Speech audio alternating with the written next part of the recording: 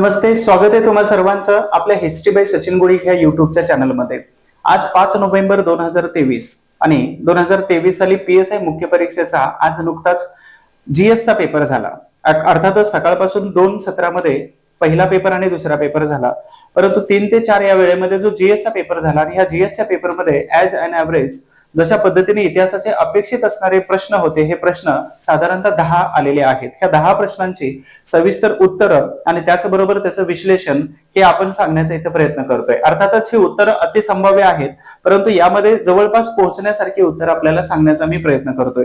तर स्वागत आहे तुम्हा सर्वांचं। आणि अजून एक सर्वात महत्त्वाचं की या टोपीचे आणि स्टारचे मानकरी तुम्ही झालेले आहातच, कारण का तर हा पेपर तुम्हाला सोपा गेलेला आहे असे मी अपेक्षा करतो। जर तुम्ही अभ्यासच केला नसेल तर तुम्हाला नक्कीच हा पेपर अवघड गेला, परंतु अभ्यास केलेला असेल आणि सलग 2 पेपर आल्यामुळे तुम्हाला जीएस चा पेपर आणि लँग्वेज ह्या दोन्ही पेपरमध्ये चांगला परफॉर्मन्स केलेला असणार आहे अशी मी अपेक्षा करतो। तुम्हा सर्वांचं परत एकदा स्वागत।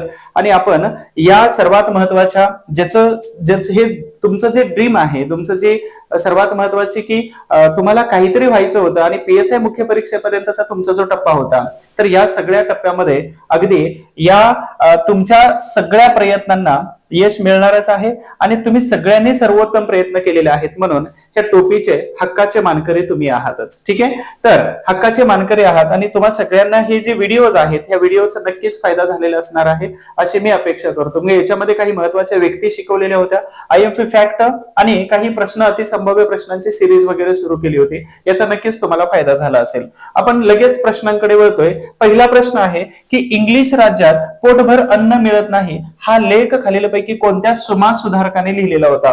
गोपाळ हरी देशमुख, गोपाळ गणेश आगरकर, महात्मा ज्योतिराव फुले आणि बाळ गंगाधर टिळक हे महत्वाचे ऑप्शन्स आहेत, परंतु या प्रश्नाचं उत्तर आहे गोपाळ गणेश आगरकर। आता गोपाळ गणेश आगरकर म्हणजे लोकमान्य टिळक यांच्या बरोबर असणारे सर्वात महत्वाचे व्यक्तिमत्व किंवा समाजसुधारक होते। मराठा आणि केसरी हे महत्वाचे वर्तमानपत्र त्यांनी सुरू केली होती, परंतु यांनी साधारणतः 1875 पासून 1895 या साधारणतः या 15 ते 20 वर्षाच्या मध्ये त्यांनी 22 लेख लिहिले होते जे अर्थशास्त्रावरती होते। ठीक आहे, 22 लेख मी थोडक्यात विश्लेषण पण करून देतो म्हणजे तुम्हाला त्याचा सर्वात जास्त फायदा होईल। ठीक आहे, तर हिंदुस्थानची प्राचीन व साम्रमती, हिंदुस्थानची लक्षात ठेवा, हिंदुस्थानची प्राचीन व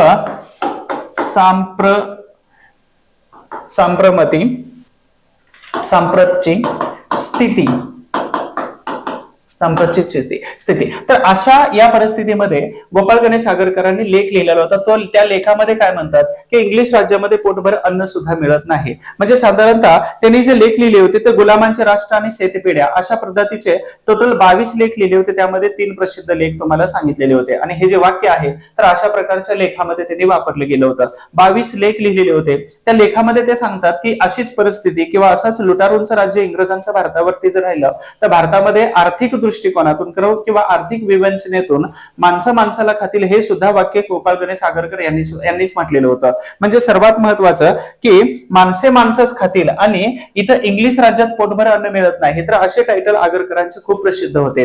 नातू आणि देशपांडे यांनी महाराष्ट्र साहित्य मंडळामध्ये एक पुस्तक त्यांचं गोखले इन्स्टिट्यूट मध्ये आहे 1969 मध्ये प्रकाशित झालेलं, तर त्या पुस्तकामध्ये अशा प्रकारचे लेख तुम्हाला अशा प्रकारचे टायटल वगैरे मिळून जातील। तर नातू आणि देशपांडे या 2 महत्वाच्या लेखकांनी जो लिहिला होता, ट्रान्सलेट केलेलं पुस्तक होतं किंवा जे लिखाण केलं, तर ह्या लिखाणामध्ये आपल्याला हा संदर्भ सापडून जातो, इंग्लिश राज्यात पोटभर अन्न मिळत नाही, तर याचे लेखन करते किंवा असं लिहिलं होतं लेख कोणी, तर गोपाळ गणेश आगरकरांनी। तर या प्रश्नाचं उत्तर हमखास कोणतं आहे? गोपाळ गणेश आगरकर। पुढचा प्रश्न आहे की 20 जुलै 1924 साली स्थापन झालेली बहिष्कृत हितकारिणी सभेच्या कार्यकारी मंडळाचे सेक्रेटरी कोण होते, म्हणजेच कधी, तर सचिव कोण होते असा प्रश्न विचारला। तर ही बहिष्कृत हितकारिणी सभा डॉक्टर बाबासाहेब आंबेडकरांनी सुरू केलेली होती। आंबेडकर यांच्यावरती प्रश्न डायरेक्ट येण्यापेक्षा मुख्य परीक्षेला त्यांच्या अवतीभोवतीचे महत्वाचे व्यक्ती तुम्हाला विचारले जातात आणि शाहू महाराजांच्या अवतीभोवतीचे व्यक्ती विचारतात।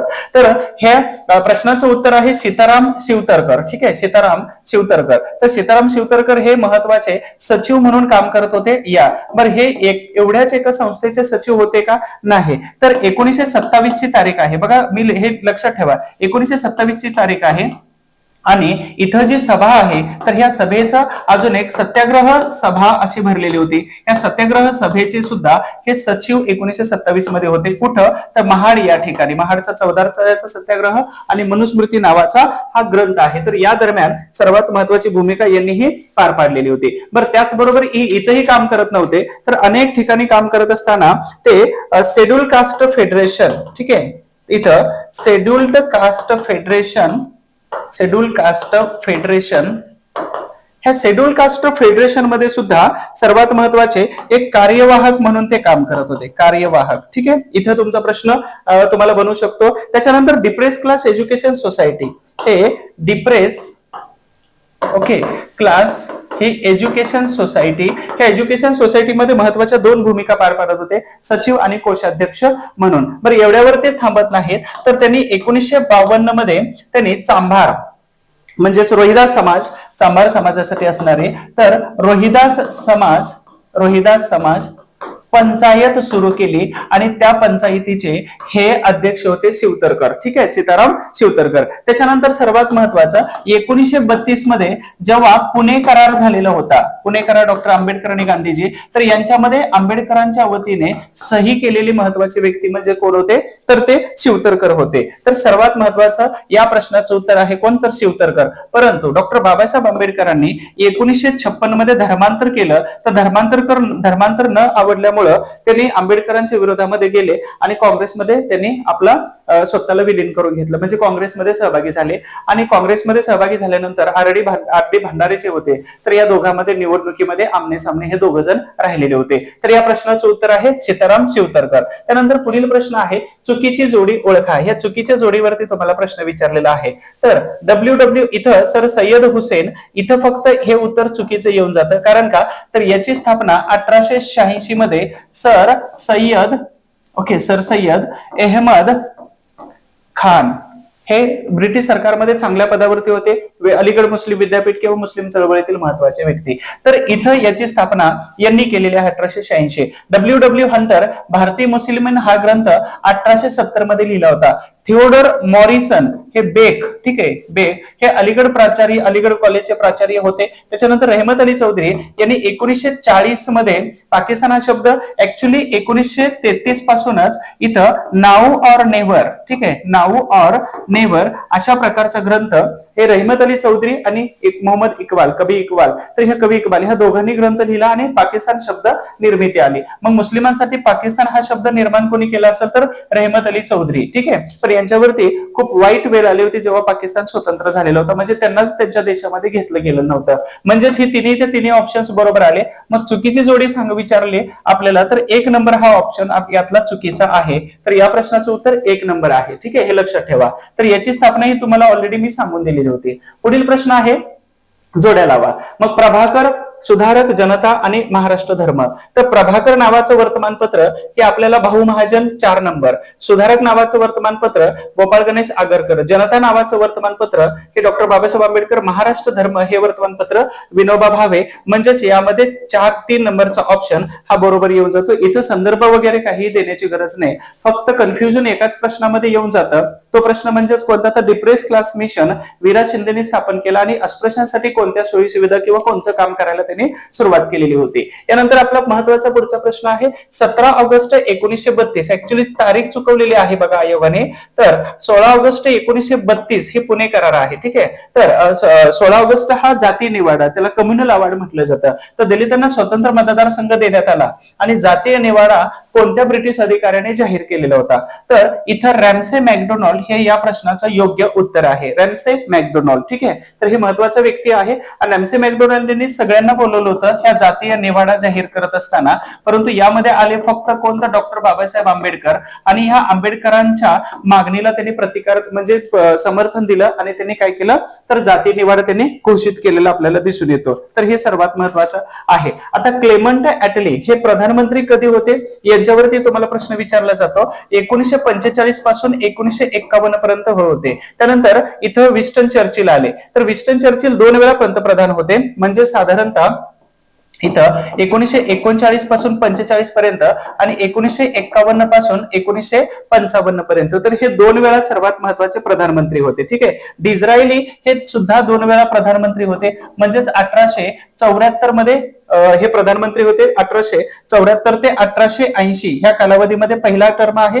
आणि त्याच्यानंतर 1868, ठीक आहे, ते 1868 हे काही महिन्यांकरता प्रधानमंत्री होते. त्याच्यामुळे या प्रश्नाचं उत्तर कुठपर्यंत जातं आपल्याला, तर हे रॅमसे मॅकडोनाल्ड यांच्यापर्यंत जातं. ठीक आहे. त्यानंतर सर्वात महत्वाचं की वृत्तपत्राविषयी त्यांच्या योग्य जोड्या लावायच्या आहेत. तर वृत्तमानपत्र कृष्णाजी रानडे यांनी ज्ञानप्रकाश नावाचं वर्तमानपत्र सुरू केलं होतं. म्हणजे 4 नंबरचा ऑप्शन आला. ठीक आहे. ज्ञानप्रकाश हे सर्वात महत्वाचं वर्तमानपत्र कधी सुरू झालं होतं, तर 1849 मध्ये सुरू केलेलं वर्तमानपत्र होतं. त्यानंतर श्री वीरेश्वर क्षत्रे, त्यांना उर्फ तात्या क्षत्रे असं म्हटलं जातं. ठीक आहे. तात्या क्षत्रे यांनी जे वर्तमानपत्र सुरू केलेलं होतं, तर यांनी ज्ञानसिंधू नावाचं वर्तमानपत्र सुरू केलं. म्हणजे 4, 3 हे 2 नंबरचे 2 पर्याय इथं बरोबर आले होते. हे वर्तमानपत्र साधारणतः 1861 दरम्यान सुरू केलं. श्रीपतराव शिंदे यांनी विजयी मराठा वर्तमानपत्र सुरू केलं होतं, हे 1919 मध्ये. आणि मुकुंदराव पाटील यांचं वर्तमानपत्र म्हणजेच कोणतं होतं, 1884 मध्ये.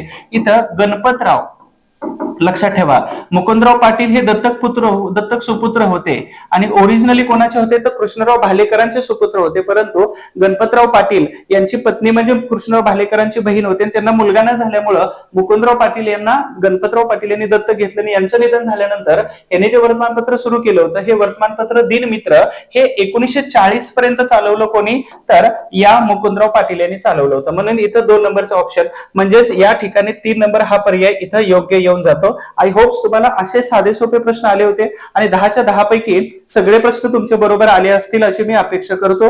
ठीक आहे. पॉझिटिव्ह राहा फक्त. त्यानंतर विवरणावरून क्रांतिकारक ओळखायचा आहे. क्रांतिकारक हा मुख्य परीक्षेचा टॉपिक आहे. अपवादात्मक पूर्व परीक्षेमध्ये विचारला जातो.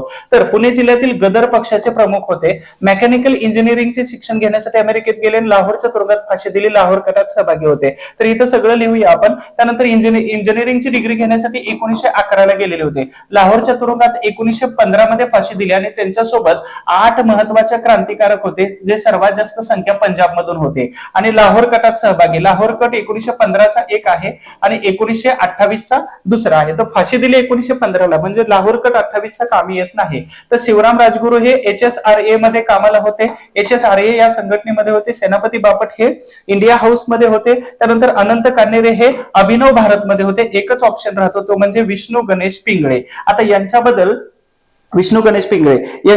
थोडक्यात जर सांगायचं म्हटलं, तर यांचा जन्म पुण्याच्या तळेगाव डमढेरे या ठिकाणी झालेला होता. ठीक आहे. तळेगाव डमढेरे या ठिकाणी झाला. आता या 1911 ला वॉशिंग्टन विद्यापीठामध्ये, हे पण लक्षात ठेवा, वॉशिंग्टन विद्यापीठामध्ये हे इंजिनिअरिंगची डिग्री घ्यायला गेले होते. आणि त्याच ठिकाणी लाला हरदयाल असेल, त्याच्यानंतर पांडुरंग सदाशिव खानखोळजे यांच्याबरोबर त्यांची मैत्री झाली. आणि त्याच्यानंतर ते गदर पक्ष किंवा गदर पक्षाचे सर्वात महत्वाचे प्रमुख व्यक्ती पुण्यातील, जे पुणे जिल्ह्यातील म्हणून यांना ओळखलं जाऊ लागलं. तर ह्या प्रश्नाचं उत्तर आहे विष्णू गणेश पिंगळे. ठीक आहे. क्रांतिकारकावरती प्रश्न विचारलाय. पुढचा प्रश्न आहे समाज सुधारकांनी केलेल्या कार्याविषयाच्या जोड्या लावायच्या.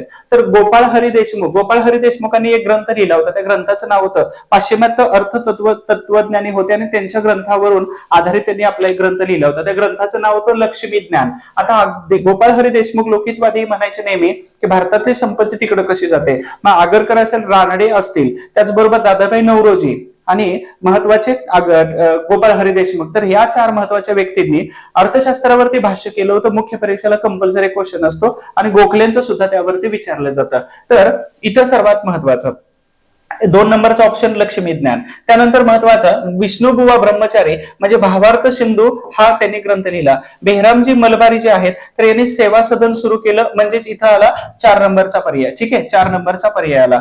त्यानंतर सर्वात महत्वाचं विष्णू शास्त्री पंडित यांच्याकडे आला 3 नंबरचा पर्याय. आता यांची वर्ष वगैरे सांगायचं म्हटलं, तर गोपाळ हरी देशमुख यांनी लक्ष्मी ज्ञान हा ग्रंथ पाश्चिमात्य अर्थशास्त्रज्ञांमधून लिहिला होता.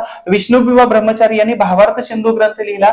बेहरामजी मलबारी यांनी सेवा सदन सुरू केलं होतं 1885 मध्ये. ठीक आहे, तर सेवा सदन म्हणलं की पंडित रमाबाई किंवा रमाबाई रानडे आठवतात. तर इथं दयाराम गिडुमल हे त्यांच्या सोबत होते, दयाराम गिडुमल. आणि सर्वात महत्वाचं बेहरामजी मलबारी यांनी 1891 मध्ये संमती वयाचा कायदा सुद्धा इथं पास केलेला होता. संमती वयाचा कायदा फुल मनी केस झाल्यानंतर तर सेवा सदन सुरू केलं होतं. विष्णू शास्त्री पंडित यांनी पुनर्विवाह मंडळी ही स्थापना केली होती 1861च्या दरम्यान. ठीक आहे, 1861 पहिलं, 1865 दुसरं आणि 1893 ही रानडे यांची आहे आणि ही कर्वे यांची आहे. अनेक प्रश्न विचारलेला आहे. तर हे बापट आणि त्याचबरोबर हे पंडित, तर ह्या दोन महत्वाच्या व्यक्तींचे आहे. तर अशा पद्धतीने प्रश्नाचं उत्तर 2, 1, 4, 3 म्हणजेच इथं 3 नंबरचा पर्याय जो आहे तर हा योग्य उत्तर आहे. ठीक आहे, तर 3 नंबरचा पर्याय आहे. तर तुम्हाला विश्लेषण पण देतोय, फक्त उत्तरांना टिक मार्क करून देत नाही. पुढील महत्वाचा प्रश्न आहे डिप्रेस क्लासेस मिशन. तर या प्रश्नाबद्दल थोडीशी संदिग्धता आहे, परंतु योग्य उत्तर सांगण्याचा मी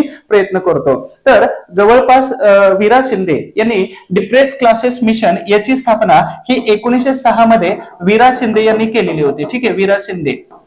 डॉक्टर आंबेडकरांच्या अगोदर हे दलितांचे सर्वात मोठे काम करणारे व्यक्तिमत्व होते, परंतु नॉन दलित होते, मराठा समाजातून होते आणि मराठा समाजांना मराठ्यातील महार असं म्हणून त्यांना ओळखत होतं. दलितांचे उपेक्षित मानकरी म्हटलं जातं. तर अस्पृश्यांना नोकऱ्या देऊ यांनी जवळपास 23 स्कूल आणि शाळा सुरू केल्या होत्या. जवळपास 4 ते 5 हॉस्टेल सुरू केले होते. यांचं टार्गेट होतं की विद्यार्थ्यांना नोकऱ्या मिळायला पाहिजे, त्यांच्या अडचणी सोडवल्या पाहिजेत आणि अनेक कामं हे करत होते. प्रसंगी आपली बहीण जनाका शिंदे तर यांना घेऊन आणि आई वडिलांना मुलांना घेऊन ते महार वस्तीमध्ये मुंबईत राहत होते. कारण का, तर त्यांच्यात राहत नाही तोपर्यंत त्यांच्या समस्या कळणार नाहीत म्हणून. अशा पद्धतीनं. पण इथे एक प्रश्न आला बघा की अस्पृश्यांना नोकऱ्या मिळवून देणे, तर हे बरोबर वाटतं. ठीक आहे, सार्वजनिक धर्माची शिकवण देणे, तर हे अगोदर कोणा होते, ब्राह्मण समाज होते आणि त्याच्यानंतर प्रार्थना समाज. आणि 1903 मध्ये तर इंग्लंडच्या त्यांनी मँचेस्टरमध्ये सर्व धर्माच्या परिषदेमध्ये ब्राह्मण समाजाचं प्रतिनिधित्व पण केलं होतं. तर धर्माची शिकवण म्हणजे सार्वजनिक म्हटले बरोबर आहे.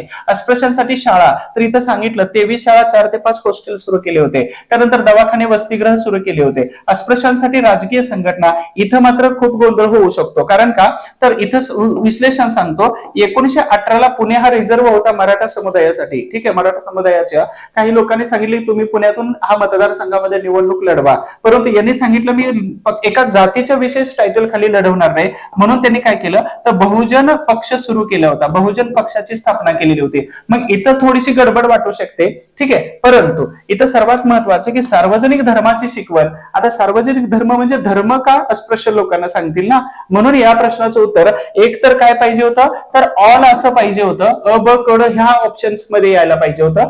नसेल तर मग या ऑप्शन्स मध्ये ड हा सोडून बाकीचे ऑप्शन्स कोणते आहेत, तर एक तर येतो आपल्याला इथं अ ब क हा ऑप्शन आहे आणि दुसरा ऑप्शन कोणता आहे तर अ क आणि ड.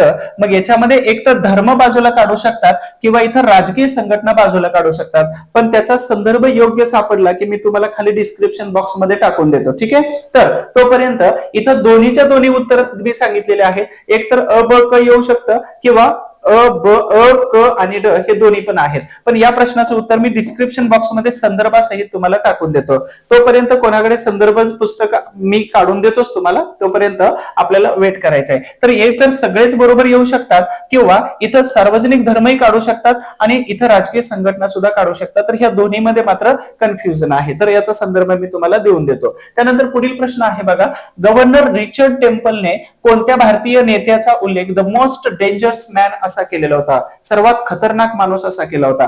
तर ह्या रिचर्ड टेम्पल कोण आहे, याचा कालावधी बघा, हा कालावधी आहे 1826 ला जन्म आणि 1902 मध्ये याचा मृत्यू झाला होता. ठीक आहे, परंतु या दरम्यान यांनी 1874 मध्ये बंगाल या प्रांतामध्ये लेफ्टनंट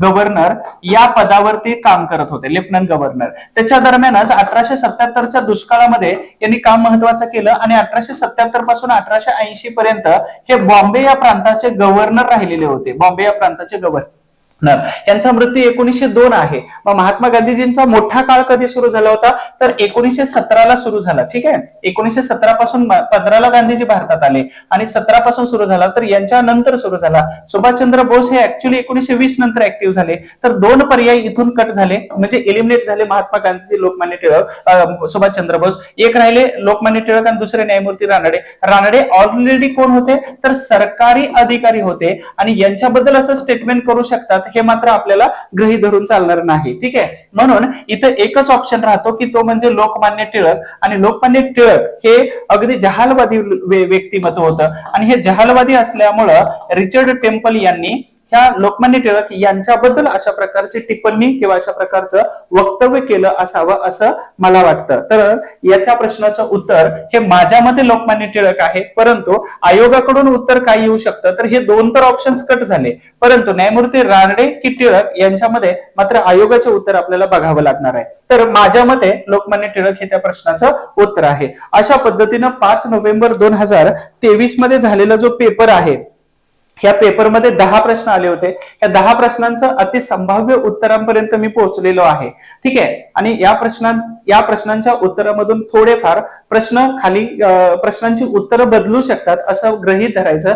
हा, आणि त्याच्यामुळं परीक्षा आणि पेपर आपल्याला अतिशय सोपा गेला आहे असं गृहीत धरून आपण आपल्या पुढच्या ग्राउंडच्या किंवा फिजिकलच्या तयारीला लागलं पाहिजे. अपेक्षा आहे तुम्हा सगळ्यांना पेपर चांगला गेलाच पाहिजे आणि गेलेलाच असेल, आणि त्यामुळे पुढच्या वर्दीसाठी, ट्रेनिंगसाठी आणि ग्राउंडसाठी तुम्हाला माझ्याकडून नेहमी शुभेच्छा आहेतच. खूप चांगला अभ्यास करा, म्हणजेच काय तर इथून पुढचा जो ग्राउंड आहे किंवा इंटरव्ह्यू असेल तुमचा, तर तुम्ही त्याची तयारी चांगल्या पद्धतीने करायची. आणि आपल्यापैकी बरेच जण ह्या पुढच्या 2024 ची तयारी करत आहेत, तर त्यांच्यासाठी इतिहासाच्या आपल्या बॅचेस आहेत. या इतिहासाच्या बॅचेस ऍप्लिकेशन मध्ये जाऊन तुम्ही सबस्क्राईब करून घ्या, तुम्हाला जे आवश्यक आहे ते बॅच. आणि याच्या पुढच्या अभ्यासासाठी तुम्हाला सगळ्यांना खूप खूप शुभेच्छा असतील. अभ्यासात काही अडचणी असतील तर दिलेल्या नंबरवरती मला फोन करा. नेहमी आनंदी राहा, हॅपी राहा, तंदुरुस्त राहा आणि आपल्या तब्येतीची काळजी घ्यायला विसरू नका. Wish all the best. Thank you so much.